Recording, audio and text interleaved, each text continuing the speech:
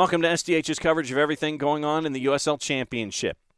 Now we're in playoff time. Once again, the USL Championship playoffs presented by our friends at Hisense, and it is going to be the true sprint into the postseason. We've got San Antonio, we've got Fans' Choice Goal of the Week, we've got Power Rankings, we've got how you can keep in touch with everything, and you can get the schedules laid out, and we will go through all of the news that is fit for USL Championship as we head toward the postseason. But before we head to the postseason, we've got to go backward and look at the last week of the regular season, because in the East, we knew the playoff teams, we just didn't know the order. In the West, we didn't know the playoff teams at the bottom or the order. So let's run through your results, run through your standings, and let you know how it all shook out on the last Saturday of the month.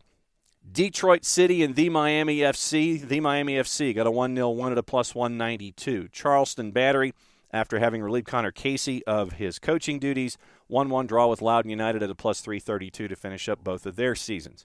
Pittsburgh beats Oakland Roots in a crossover by the score of 3-1 at a plus 131 at Highmark. Tampa Bay Rowdies beat Red Bulls 2-1-0 at a minus 1250. Lewis City at a minus 357 beats Hartford Athletic at Lynn Family by the score of 2-1. San Antonio and Orange County SC a 2-2 draw at a plus 344. First match on the board, it comes out west. RGV needed points to figure out where they were going to be north of the playoff bar. Figure out, could it be 4, could it be 5, could it be 6, could it be 7? We'll find out right here with your highlights from Edinburgh, Texas. It's RGV and Monterey Bay, courtesy of our friends at the USL Championship, ESPN Plus, and YouTube. Tonight is Carlos Herrera out of Chile. He's generally been their backup keeper this season with only 6 previous appearances. But this being, I guess, the last game of the year for Monterey Bay, we are seeing some new faces in their lineup tonight. Here's Fjellberg. Sends a through ball. This is Lopez again. Lopez moves ahead of his marker, trying to get position, goes down. And I think this is going to be a penalty. Referee is pointing to the center spot, and there's a red card. Now let's take a look at this right here. Now Frank Lopez, look at that speed. He beats into the corner. We're going to look for the strong foul here. And there it is right there. He peels back on that right shoulder. Last week, the Toros faced a penalty kick against Phoenix Rising. Tyler Derrick able to save it. Let's see what Herrera is able to do. Here's Pimentel. The shot and save made. A big save, another chance for the Toros, and it's a goal! On the rebound, it's Juan Pablo Torres, and the Toros in front, 1-0. Their Bulls are applying pressure. Take a look at this. Great strike there from Pimentel, long rebound, and before Herrera can get out and get reestablished again, Juan Pablo Torres says, I'll take a goal. Rio Grande Valley now with the early 1-0 lead, less than 7 minutes into this one. Wow. Great turn of events here early on. There's Kana trying to get turned. Able to chip it over to the right side. Now here comes the ball into the area. Header is over the top of the bar. Oyama got a piece of it. Now it goes forward, and Lopez running onto the ball. Fjellberg down the middle. Trying to set up shop over there. Can Lopez get him the ball? Sends it through. Be picked up at the top of the area. Torres, a shot! Oh, just over the bar. The Toros. Another look at the angle here. Torres takes that beautifully. And indeed, yeah, that was redirected by Herrera. And all 7 in the East already determined. But in the West, it was a little more murky as Ward brings the ball up forward here. Will shoot, and Herrera makes the save, diving to his right. And Fjellberg out of Norway. Work the ball into space, shoot from distance, and Herrera again makes the save, this time diving to his left. Good kick there by Cortez. And mathematically, with the loss by the Oakland Roots, the Toros have now clinched a playoff spot. Regardless of what happens here, they're in the playoffs now. And there's a goal right there as they clinch a playoff spot. Look who it is. It's Frank Lopez. 33rd minute, and the Toros go up by 2. This is for the Toros. Ricketts places that beautifully. Frank Lopez comes out and just cooks that in the right corner. Herrera was reading that as a shot by Ricketts. And then Frank Lopez comes in and says, no need to challenge that spot. Although the way they're playing right now, what happens looks like it may be a victory up 2-0. Indeed. Here's Lopez from distance and forcing Herrera to save it. Gives up a rebound, but he's the only one there. He'll chase that down. Ward keeps it in play. Now Fjellberg with it. Sit it into the area. A header at the net, just wide. Just wide. I think Lopez thought he had one there in the bank. Yeah, by Fjellberg. Lopez very nearly has a brace. Take a look at this place beautifully. And Rebelar plays this back to his teammate Bear. Bear out of New York City. Oh, here's a chance here. This is Ruiz stealing the ball, shoots, and a save made by Herrera, who had to come charging out of his box quickly. And a gentle misplay here, and it's one-on-one Ruiz on Herrera, but Herrera stands tall. Last we heard, United had an early 1-0 lead. Here is Torres moving forward against Donor. Now finds Wright inside, and it's going to be an own goal. Own goal leads to goal number 3 for the Toros. And it just hasn't been the night for Monterey Bay. That's deflected off the foot of Marigo Toyama and into the net. Toros having perhaps one of their strongest offensive showings of the year in the final. Now up 3-0. And Toyama is simply trying to prevent the ball to get to the foot of Fjellberg. But the offside flag came up on the Toros for the first time tonight. Substitution now for Monterey Bay as Jesse Maldonado will come in. He'll haven't done that well on the road this year. Came in at 4-11-1 and were winless in their last 5 road games coming into tonight. So they'll finish winless in their last 6 as their season will come to a close. Icaza sends this one forward. There's Ward in the area, able to bring this one down, and the ball ricochets into the net. The Toros. It's been a perfect night for them, and they're up 4-0. Union player. Let's take a look again right here. Yeah, that's Wilmer Martinez. That would tie the team high this year with 8 saves in the game. Toros with a 4-0 win. That would be their biggest win at home all year, second biggest win all season. The ball comes loose in the area, still loose here, and a goal there from Monterey Bay. Or is it? Yes, it is. Take advantage of this confusion here for the Toros. Maldonado, his first goal of the year, and makes it the final scoreline 4-1. So 2 goals there in stoppage time. Well, we're going to take a quick break, be back with some highlights. A lot of highlights there in that second half. Also the final stats. RGV gets the win at a -286. Now, they had to pay attention to everything going on around them. Second match of the week in the East at AutoZone Park. Philip Goodrum chasing after the Golden Boot. Memphis and going to Tulsa to take them on at 1OK. Here's your highlights with Memphis 901 and FC Tulsa at 1OK Stadium. And Memphis went in at a -106. Here's your highlights, courtesy of our friends at USL Championship, ESPN Plus, and YouTube. Who's been out for much of the season, and Machuca out, Devon Boyce and Buana out for Memphis 901 FC. Their last game against New York Red Bulls too, so he knows how to just be that impact player when called upon. Chance here for Fernandez, wearing 9. Ball stabbed into the box, and there's a header and a goal. No offside flag. They all looked for the offside flag. It didn't come. And with 8 minutes gone, Memphis 901, just what they wanted, just what the doctor ordered for them. It's Fennick with goal scorer Goodrum. Goodrum's got in behind. Goodrum still with the ball. Play on we go. Goodrum wants a second. Good save from Dallas Odell. Johnny Fennick thought the ball had gone out. Kembo Kibato. Good dummy from the referee. Shot from Christopher Pearson. Down goes John Berner. And I say again, Cuban to Christopher Pearson. Now his ball, that's been stolen away. Kisiadu now. Again, Fernandez here. Shot on goal. Good save with the left boot of Dallas Odell. Smith. Kisiadu just seems to have that free roll. Can play anywhere as Fernando twists and turns. Inside the box, goes down. And the referee's going to give a penalty. Adrian Dispay has gone in the back of Fernando there, who went to ground. We'll get another look here. Initially, Fernando tries to cut back, and if I'm Dispay, there's no reason to foul there. This one right-footed from 12 yards. Malloy then to double Memphis lead. Comes up and easily wrong-foots the goalkeeper. And Aaron Malloy makes it 2-0. Malloy's 8th goal of the season. And with 36 minutes gone here, it is FC Tulsa 0.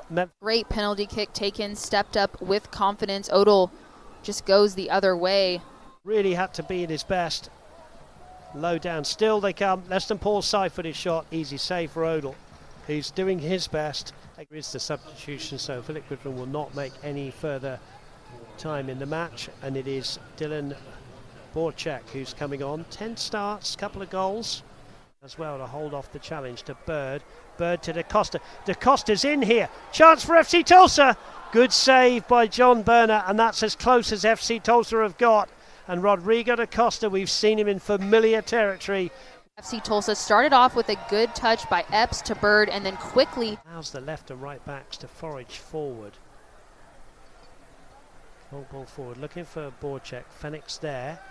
Was Fennick pushed? No, says the referee. Borchak now free shot on goal here, and he scored.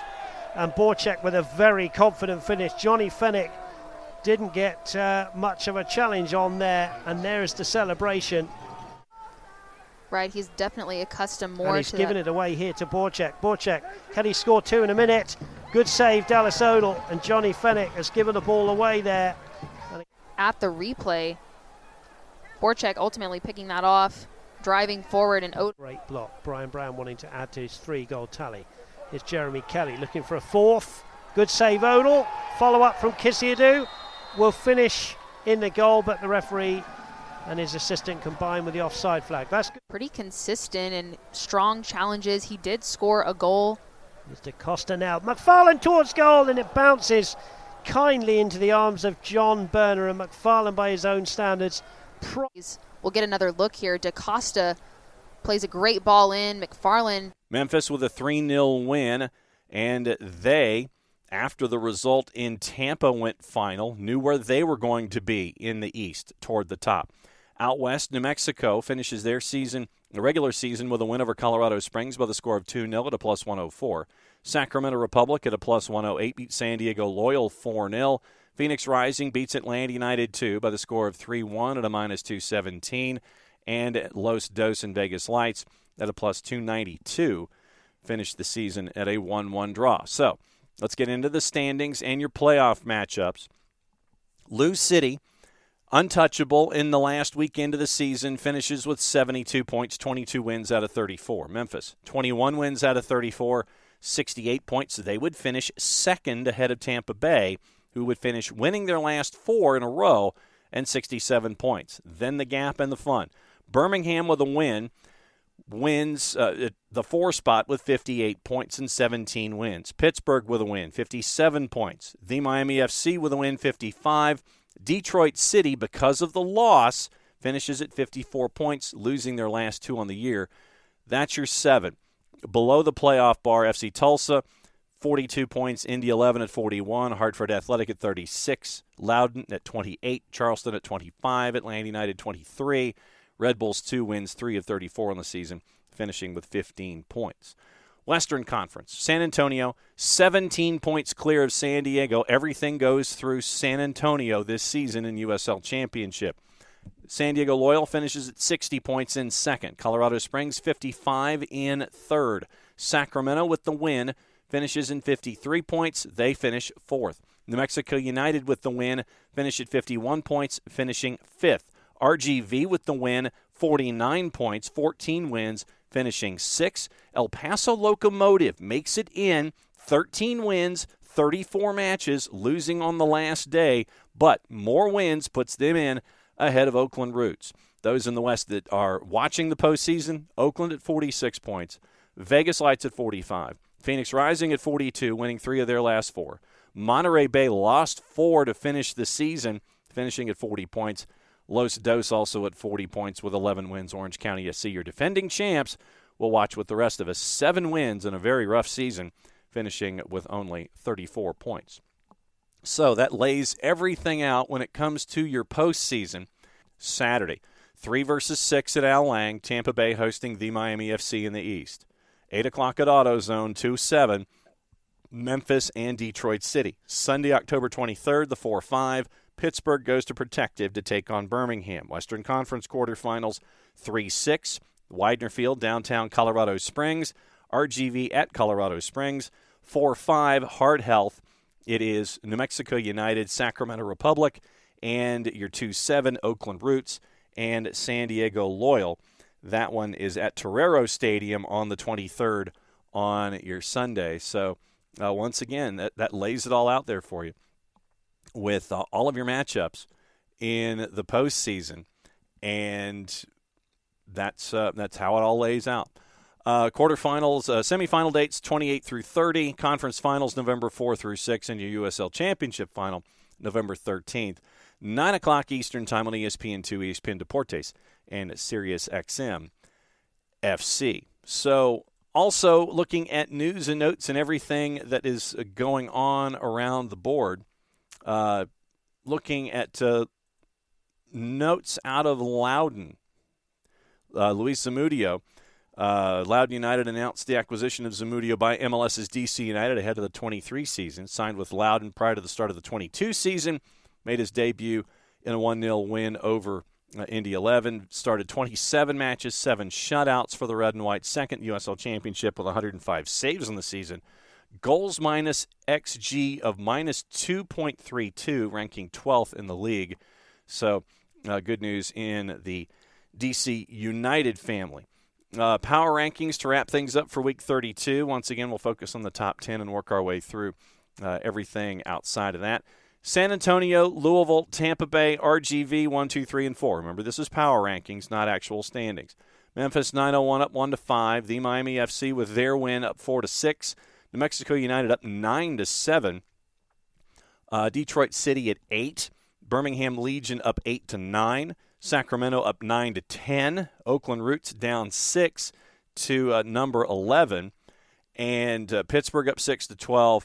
In the East, Hartford stayed at 14. FC Tulsa stayed at 15. Indy 11 down 7-19. El Paso down 7-20. You've got Atlanta United 2 down 2-24. Loud at 25. Charleston 26. And Red Bulls 2 at 27. That's your power rankings once again by our friends at USL Championship. And go to USL Championship and follow along on social media, on Twitter, on Facebook, and on Instagram for everything that you need to know when it comes to USL Championship. Milan Olaski won the 2022 USL Championship Golden Boot Award, and Antoine Opino for Detroit City ended up as your assists champion. In the offseason, 22 goals, 31 appearances. So great work for Olaski. California natives total tied the third highest goal-scoring campaign in the championship's history, averaging a goal every 118 minutes, shot conversion rate of 25%, 5 2-goal performances in the campaign, 8 goals from beyond the penalty area, equaling the league mark previously set by Emmanuel Ledesma of FC Cincinnati in the 2018 season. So Olaski joined by Lou City FC keeper Kyle Morton, who earned Golden Glove. Morton just beat out Jordan Farr for the award. 2-time finalist for the award. Morton recorded a .74 goals against average in 28 appearances. First Lou City keeper to claim the award in club history. 13 shutouts regular season, 2 goals or fewer in each of his appearances throughout the campaign. Number 1 seed in the East.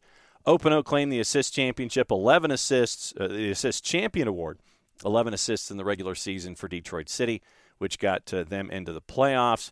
He had the award with a career best 13. He had contended for it back in 2018 for Reno 1868. Now he sits 5th all-time in the championship in regular season assists with 44 for his career and 38 regular season goals as well.